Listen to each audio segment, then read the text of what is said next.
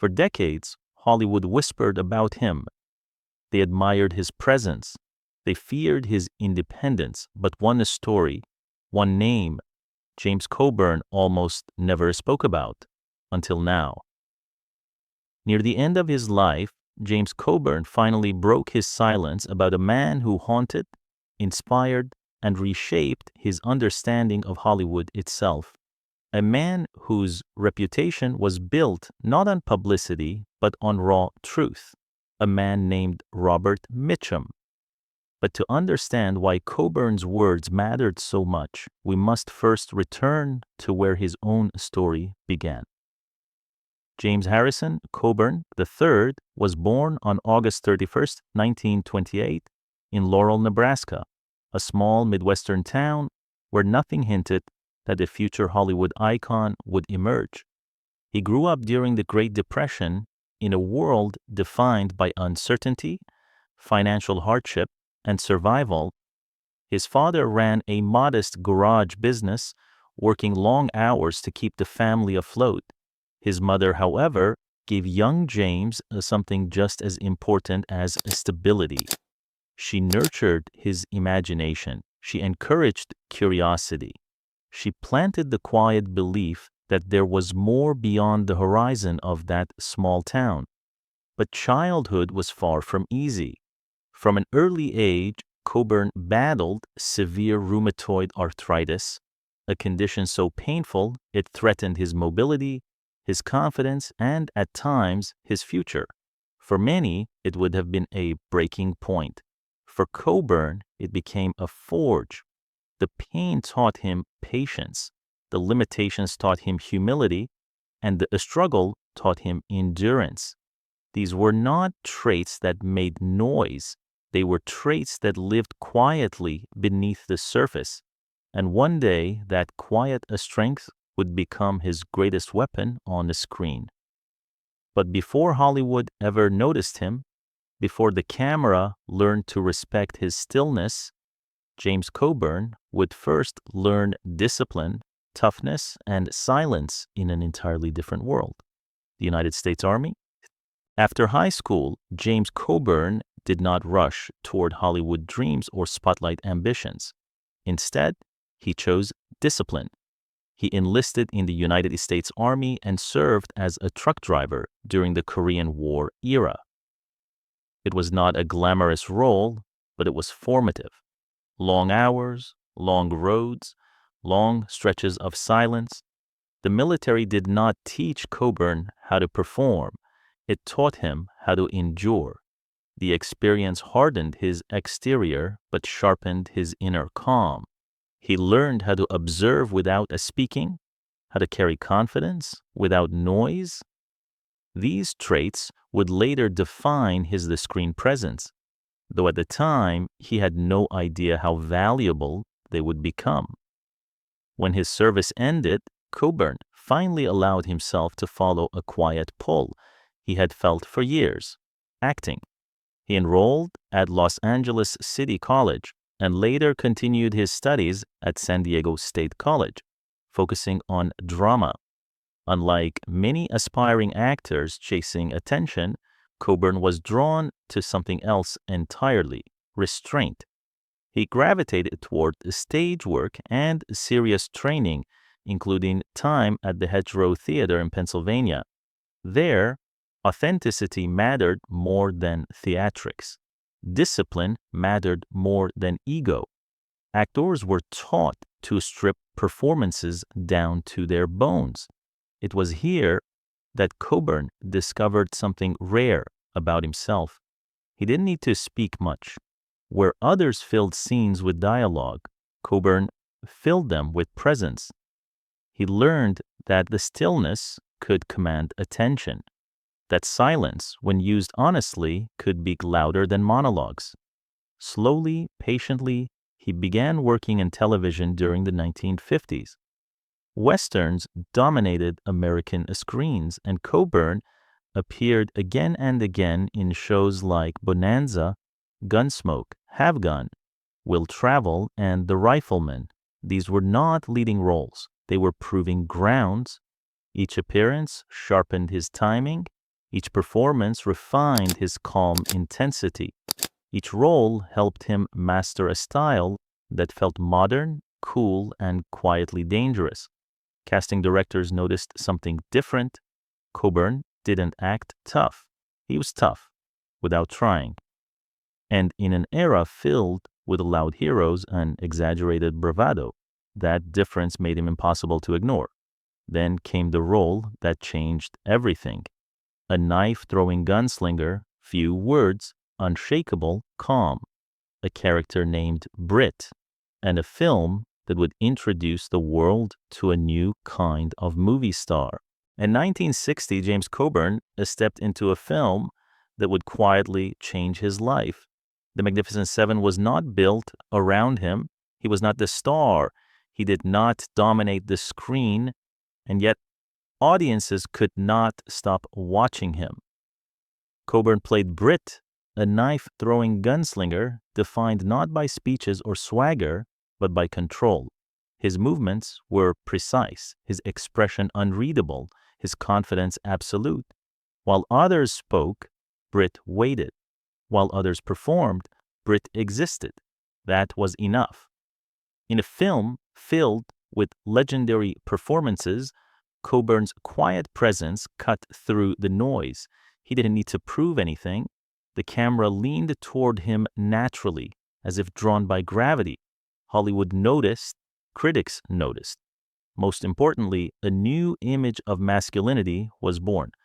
Coburn represented something modern, something anti-establishment. He wasn't the loud hero chasing approval. He was the man who didn't need it. That single role launched him into one of the most influential careers of the 1960s and 1970s. Coburn became synonymous with effortless cool, a man who could dominate a scene by doing almost nothing. Throughout the decade, he appeared in film after film that defined a generation. He escaped prison camps in The Great Escape.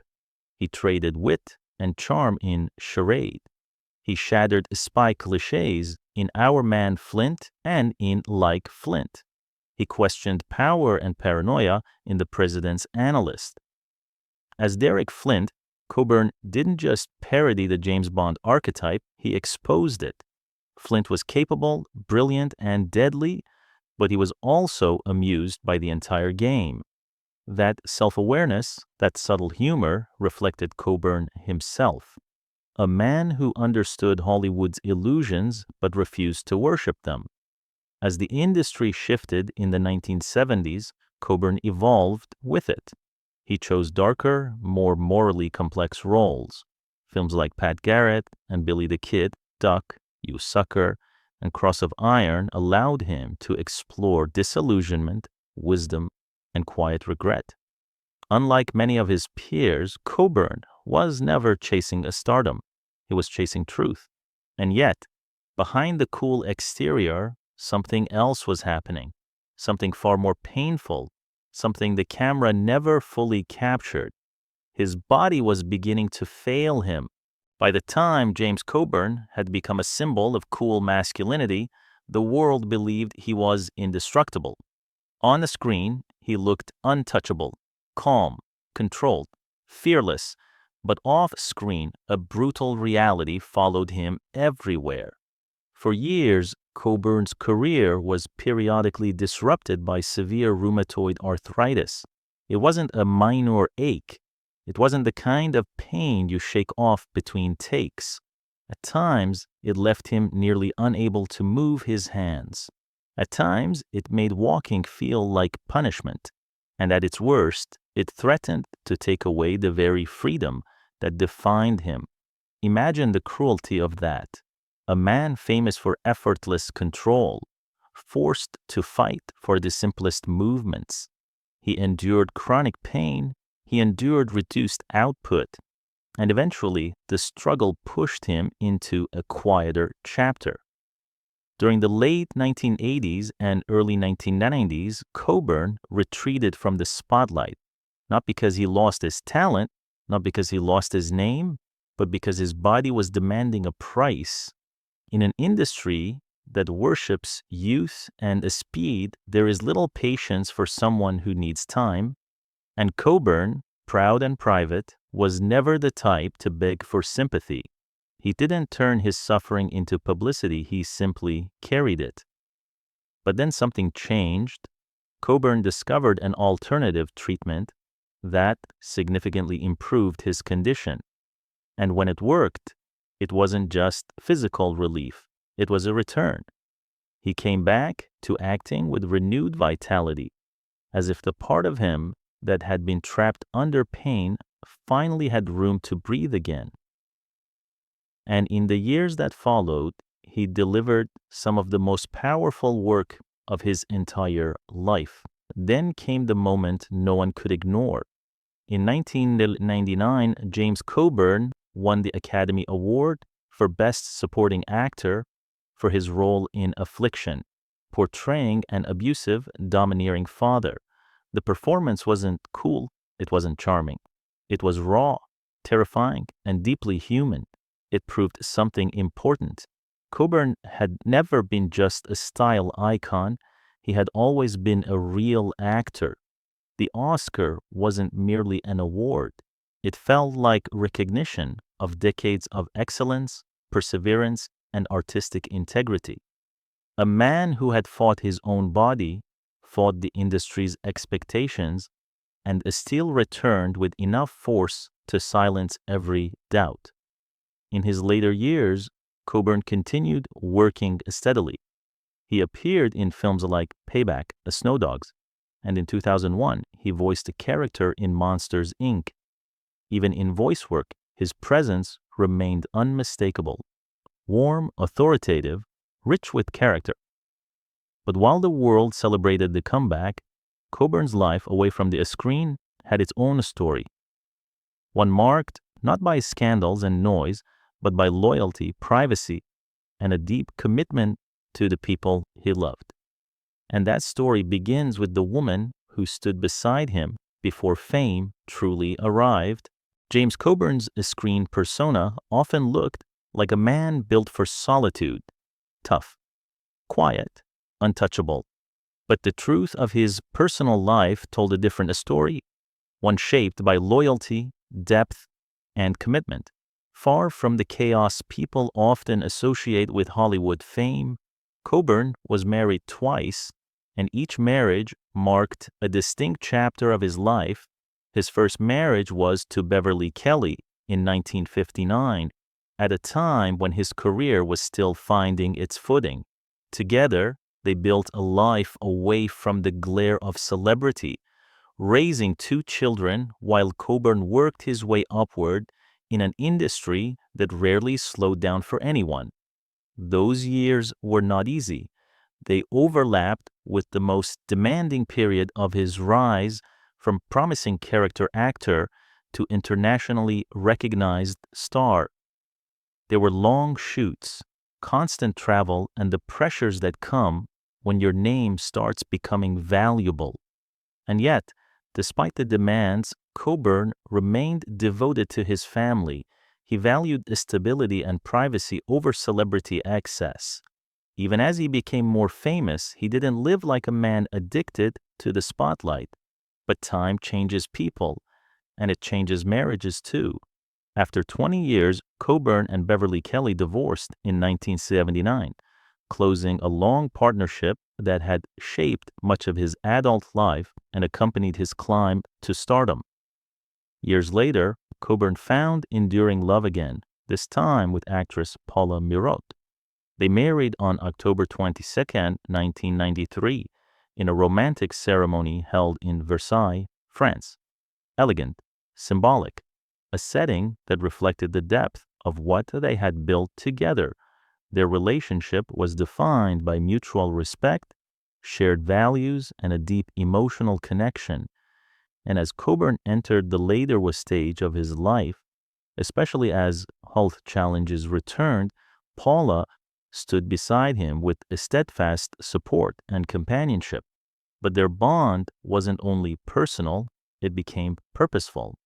Together, they established the James and Paula Coburn Foundation, a charitable organization dedicated to supporting causes close to their hearts. It was a reflection of Coburn's generosity and his desire to leave something meaningful behind, beyond film credits and awards.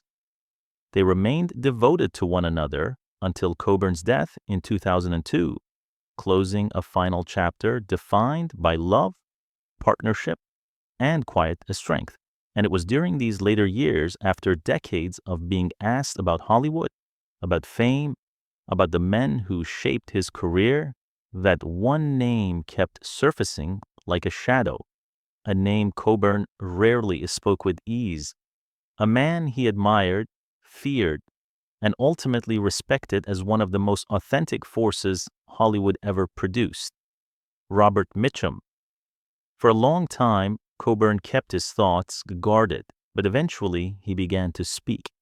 And what he said wasn't gossip. It wasn't sensationalism. It was something far more revealing.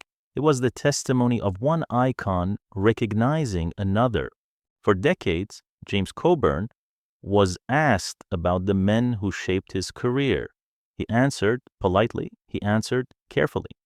But there was always one name that lingered in the background, a name spoken in Hollywood with a mixture of awe, fear, and myth, Robert Mitchum.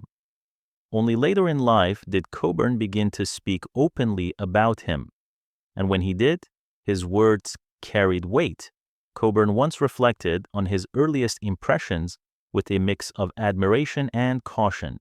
When Mitchum walked into a room, Coburn said, "You felt it instantly.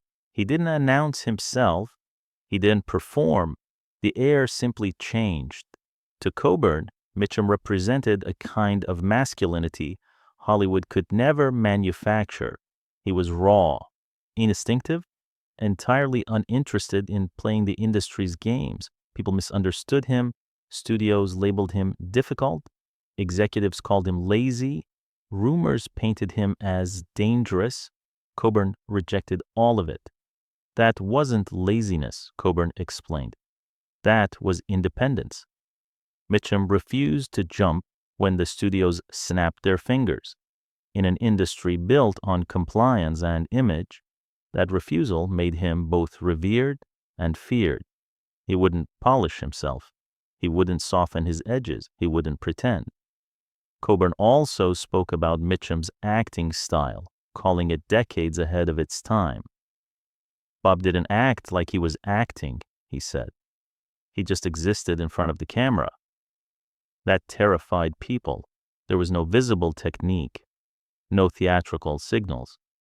Everything lived beneath stillness.